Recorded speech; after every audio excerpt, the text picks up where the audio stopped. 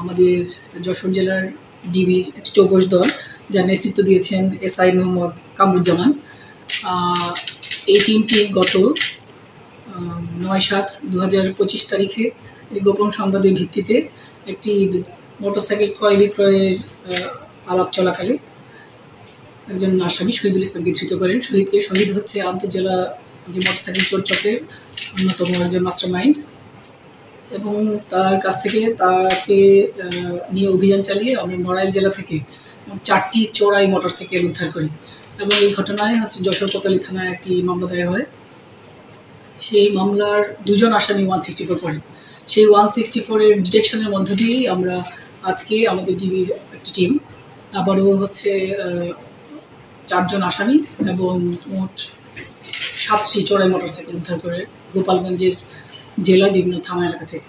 আপনারা জানেন যে এই খুলনা অঞ্চলে এই ধরনের বিভিন্ন আন্তঃজেলা মোটরসাইকেল চোর চক্রের সদস্যগণ রয়েছেন। আমরা যতদূর জেনেছি শহীদের অন্যতম একজন মাস্টারমাইন্ড, তার বিরুদ্ধে ইতিমধ্যে 30টি মামলা এই ধরনের মামলা রুজু হয়েছে।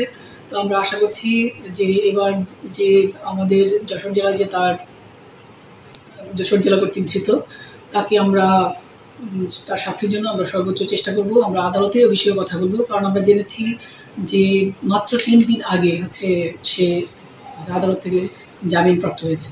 তো এই ধরনের চোরচক্র যদি বারবার জামিনে আসে, তারা আমরা দেখেছি যে একই ধরনের কার্যক্রম তারা চালিয়ে যায়, এবং এভাবে আন্তঃজেলা চোরচক্রকে আইডেন্টিফাই করা এবং রিকভারি করা একটা অত্যন্ত কষ্টসাধ্য কাজ।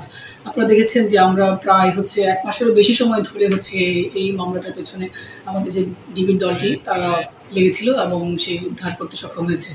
তো আমরা যারা যশোরবাসী এবং আমাদের আজকের আপনাদের মধ্য দিয়ে আমরা এই মেসেজটুকু দিতে চাই যে মোটরসাইকেল চালকগণ যেন যথেষ্ট সতর্কতার সঙ্গে তাদের মোটরসাইকেলগুলি রাখেন।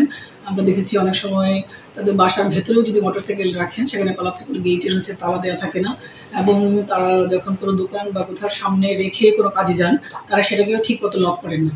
তো আমরা আশা করব যে আমরা যশোর জেলার যে আজকের যে কাজ, সেটার মধ্য দিয়ে এই জেলার যে মোটরসাইকেল চুরির উপর একটা বড় ধরনের আমরা একটা আঘাত আনতে পেরেছি। আমরা আপনাদের সহযোগিতা কামনা করছি যেন আমরা এই ধরনের কার্যক্রম আরও ভালোভাবে চালিয়ে যেতে পারি। ধন্যবাদ সবাইকে।